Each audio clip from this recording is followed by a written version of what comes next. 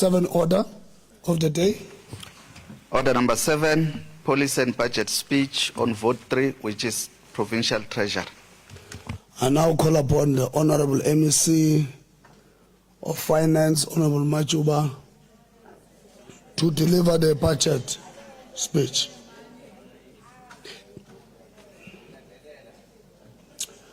Okay, let's afford him an opportunity. You may start, MEC.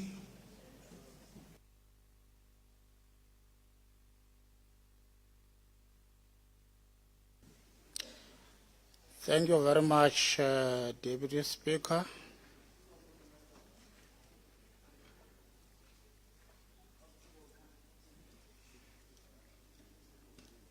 Why not let technology for no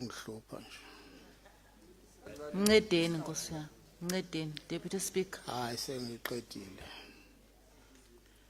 Thank you very much, Honorable Speaker, Deputy Speaker. Greetings to the Speaker, Umama Makhosazana Masilela, Honorable Deputy Speaker, Honorable Premier in absentia, Mandla Ndlovu,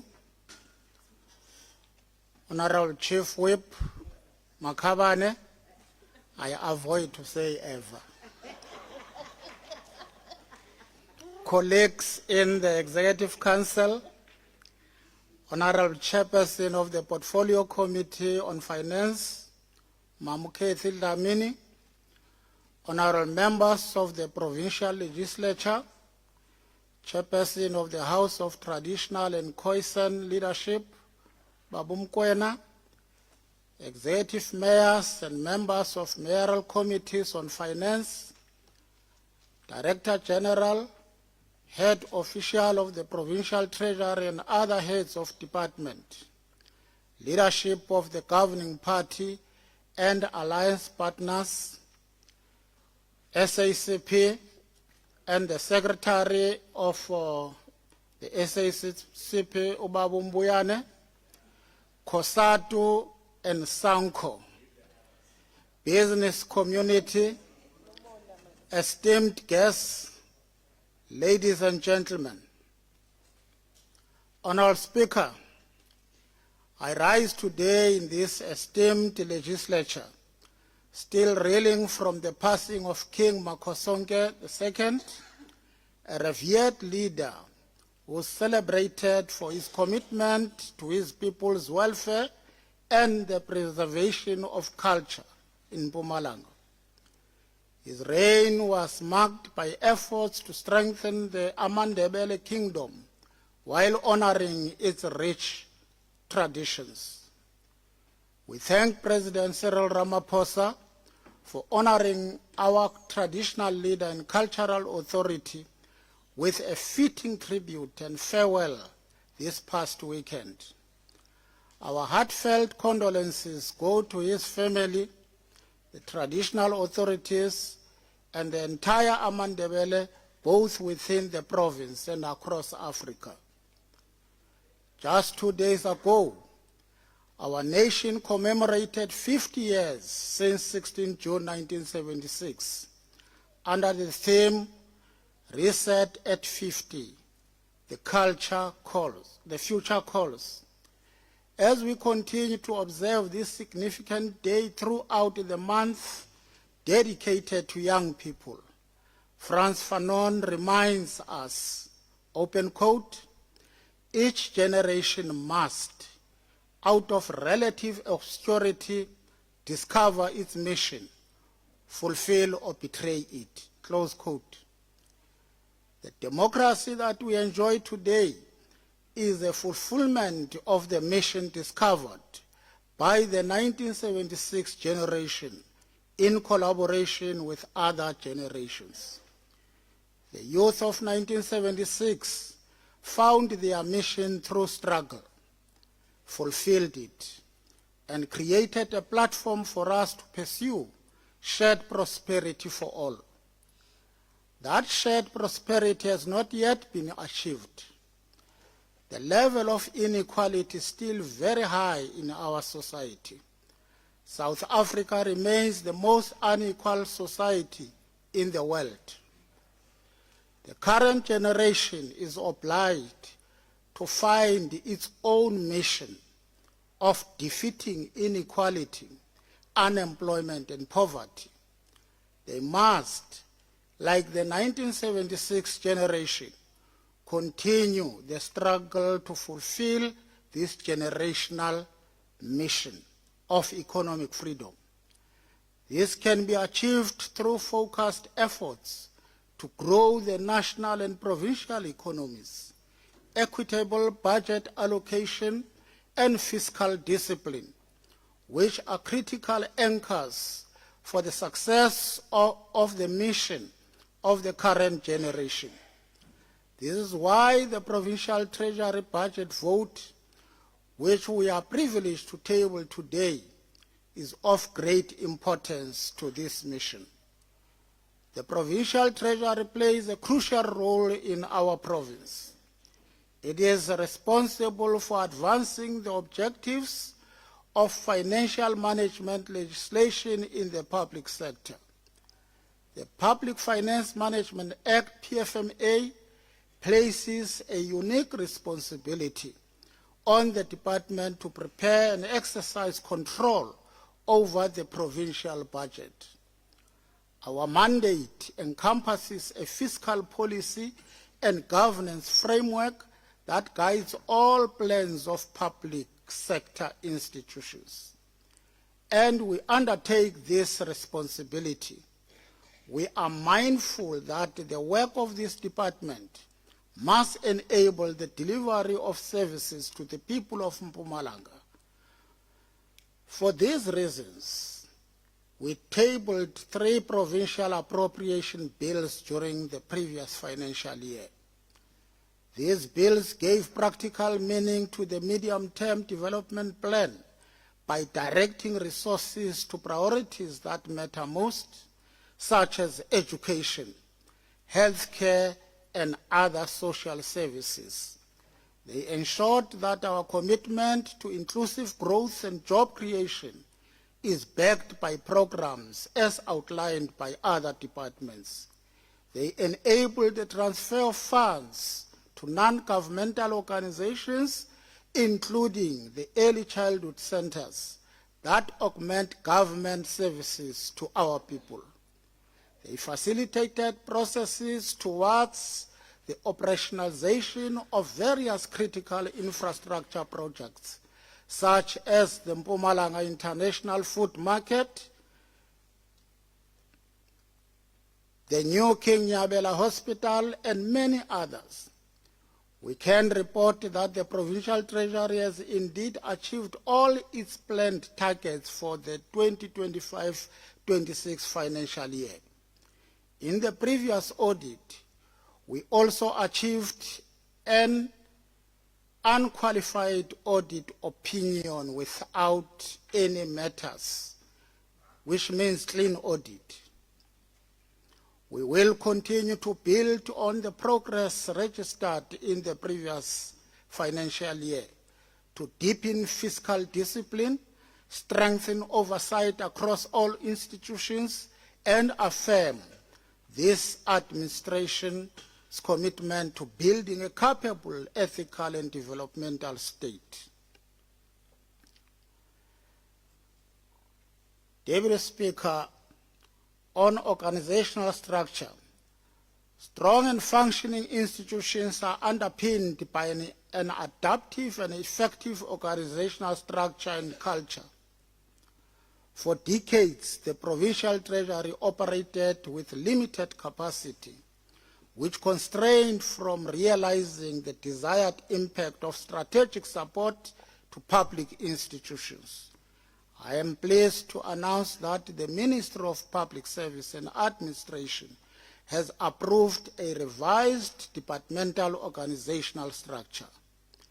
The new organogram introduces municipal finance as a standalone program, which aligns with the organizational structures of other provincial treasuries in the country.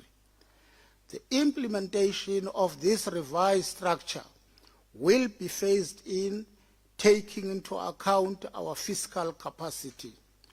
To ensure the process is inclusive and fair, we have established a multi-stakeholder team comprising management and labor stakeholders to guide the implementation of this project. Youth skills development, honorable members, as we expand our institution to improve the quality of support for departments, public entities, and municipalities, we must also focus on nurturing the strengths of our people. The capacity of a state is intrinsically linked to its citizens. That is why institutional development must go hand in hand with skills development initiatives, particularly targeting graduates in the commerce and information technology streams. This year, we enrolled 71 young graduates in our internship program, making another significant step towards preparing the youth for careers in finance and information and communication technology. We will continue to explore partnership with sector education and training authorities and key players in the finance and ICT sectors to expand investment in the professional development and career pathways for young people in our province. Revenue collection, the provincial treasury serves as both the architect and executor of our revenue enhancement program. During the previous year, we facilitated the approval of a comprehensive provincial revenue enhancement strategy. This revenue management blueprint outlines collection targets and identifies new growth opportunities to increase the provincial revenue base. We are proud to report that revenue collection has grown consistently each year, making the province one of the top revenue collectors in the country.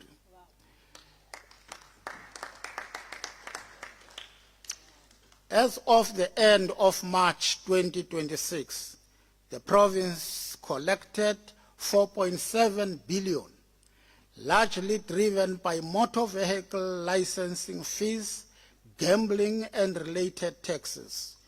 We will continue to implement measures that will help departments and public entities boost revenue collection. During the 2025-26 financial year, Provincial Treasury advanced prudent resource management through expenditure reviews. Working with the Government Technical Advisory Center, we have started conducting spending reviews of key cost drivers in the departments of education and health. We will roll out structured training across all departments to enable them to conduct spending reviews independently. These interventions aim to strengthen planning, reduce fiscal risk, and improve the quality and sustainability of expenditure decisions in departments. Honourable Speaker, as we roll out social and economic infrastructure throughout the province, we must institutionalize benchmarking with similar projects elsewhere and conduct cost-benefit comparisons as a fundamental requirement for funding new infrastructure projects. This approach will enhance budgeting processes, improve accountability, and ensure that our investment in infrastructure yield maximum returns.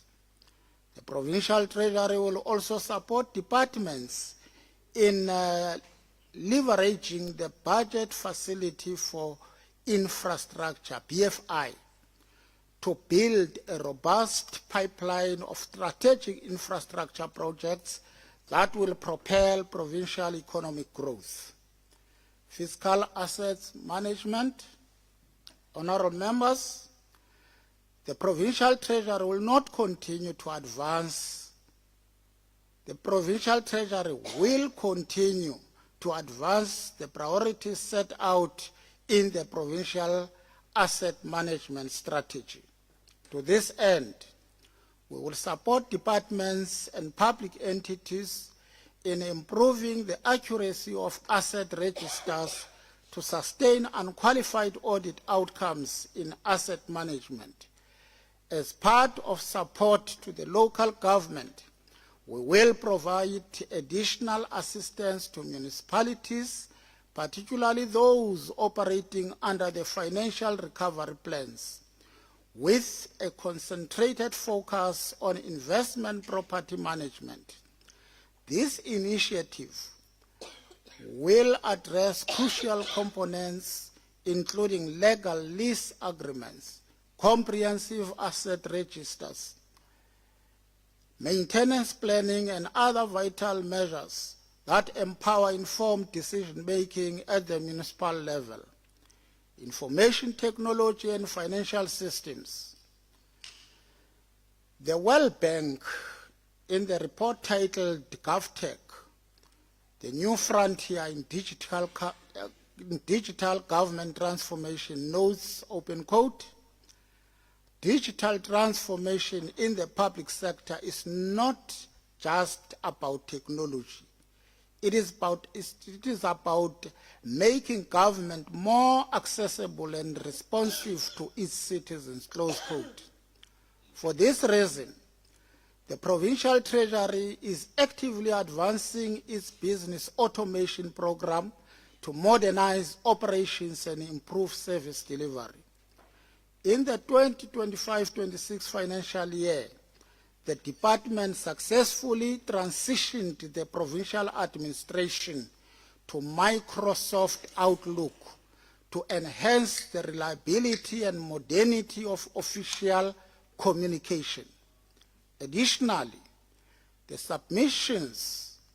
e-submission system has been implemented across the administration, which streamlines administrative tasks such as drafting memoranda, planning itineraries, and processing of traveling and subsistence claims on PESAL. Efforts are ongoing to ensure the complete rollout of this system, which will include features for the digital processing of legislative questions for written replies, among other functionalities. We are now digitizing our administration. This year, our focus will be on refining the system. We want to integrate manual templates and electronic signatures into our business process automation systems. We also plan to enhance data integrity by adding biometric security features to the PESAL system, modernizing recruitment. In our quest to simplify and enhance the integrity of recruitment processes, we piloted a new electronic recruitment system in a few departments and plan to expand it to other departments during the year. The pilot phase allowed us to evaluate the transition from paper applications to a more secure, efficient online system that automates the recruitment process. We extend our profound gratitude to the Center for Public Sector Innovation for working with us to deploy this online capability in the province. Abantwana bazo-applya nge-computer. Enhancing procurement system. Abantu abadala. The provincial government is committed to building transparency and accountability in our procurement environment. This year, we will introduce a new electronic procurement system to streamline supply chain processes and improve efficiency in the procurement of goods and services to avoid the masela not to corrupt procurement system. The system will be piloted. The system will be piloted in the provincial treasury and expanded to other departments once the assessment is completed. Cybersecurity. As we embrace digitization, we are aware of the escalating challenges posed by the cyber threats and their impact on governments, enterprises, and individuals alike. Despite our efforts to enhance cybersecurity, such as through deploying firewalls, conducting routine security audits, and training personnel, the frequency of malicious attacks on institutions continue to escalate. We must continue to be vigilant in our collective response to these threats. To further bolster our defense, we will deploy comprehensive mitigation measures, including real-time threat monitoring, vulnerability assessments, and stringent user security protocols across all our online platforms. Furthermore, we will conduct targeted educational campaigns to increase awareness on cyber security. Honorable Speaker, viable and well-run municipalities are the foundation of effective government and improved service delivery. Despite some advances in many areas, challenges persist in the local government sector, particularly regarding the credibility of municipal budgets, revenue collection, and the overall effectiveness of governance and oversight structures. We need innovative strategies to manage our creditors effectively, enhance our collection efforts, and encourage payment for services rendered to communities and businesses. The Provincial Treasury will continue to provide targeted support to municipalities, guided by the strategy on the non-negotiables that are required to fix local government. We are proud to announce that the Procurement, Infrastructure and Knowledge Management, which is PINK, program for municipality has been extended for a period of 5 years. This partnership with Swiss government, through its State Secretariat for Economic Affairs, will be extended to all municipalities in the province this year. 5 technical advisors have already been deployed to strengthen municipal procurement, infrastructure delivery, and knowledge management in the province. Honorable Deputy Speaker, strong oversight by assurance providers and councillors is essential to ensure good financial administration. We will intensify support to governance structures to strengthen financial management across the province. As President Cyril Ramaphosa has said, open quote, we must build a capable state, a state that delivers on its promises, a state that serves the people, close quote. To respond to this clarion call, we must recognize that financial governance is the cornerstone of the desired developmental state. The medium-term development plan places ethics and accountability at the center of development and provision of service to the communities. In the last financial year, the Provincial Treasury provided support to institutions in reviewing their implementation of the audit improvement plans. As a result, audit outcomes improved, with 4 municipalities receiving unqualified audit opinions on their financial statements. There are still several municipalities that remain at a qualified audit level. We will continue working with Coxstar and Salga to improve these outcomes at the municipal level. We are also concerned about the high number of provincial departments that received qualified audit opinions in the last audit cycle. We are closely monitoring all qualified departments to confirm that all qualification areas are being addressed. The department will intensify support to audit and risk management committees as key pillars of governance in order to strengthen oversight and drive sustained improvements in governance, risk management and internal controls across the province. The total budget allocated for implementation of policy priorities of the Provincial Treasury for the 2026-27 financial year is 729 million and 185,000, of which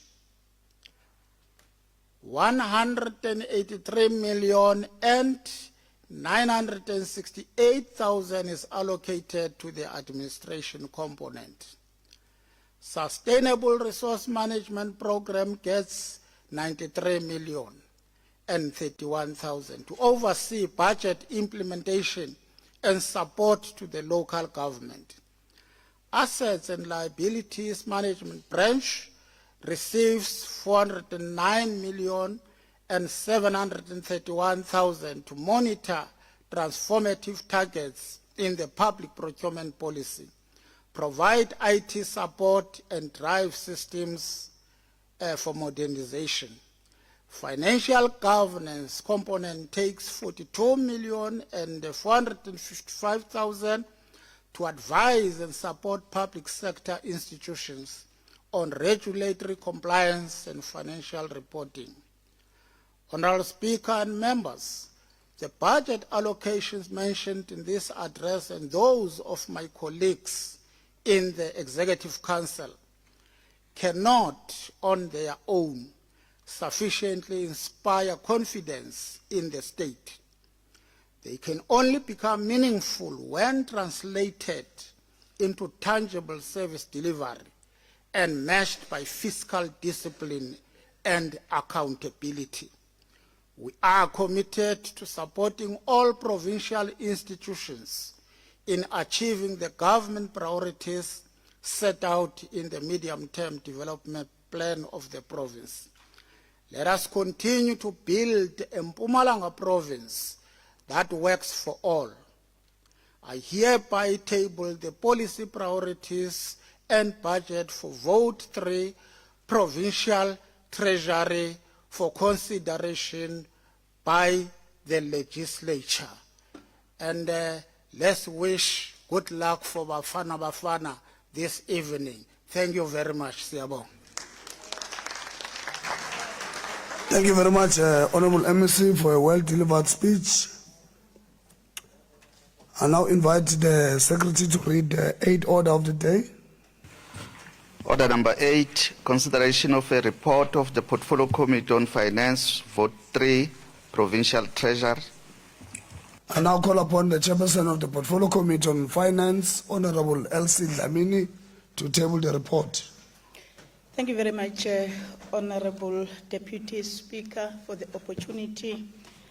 I write on the protocol that has been established.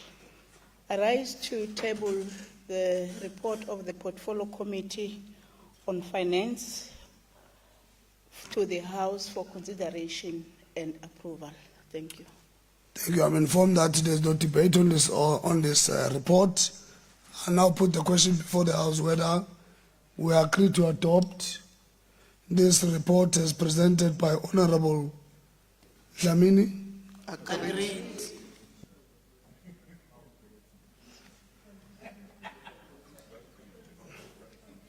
So agreed. Hey, what is your English, honorable members? Okay. I shall invite the Secretary to read the 9th order of the day. Order number 9, Policy and Budget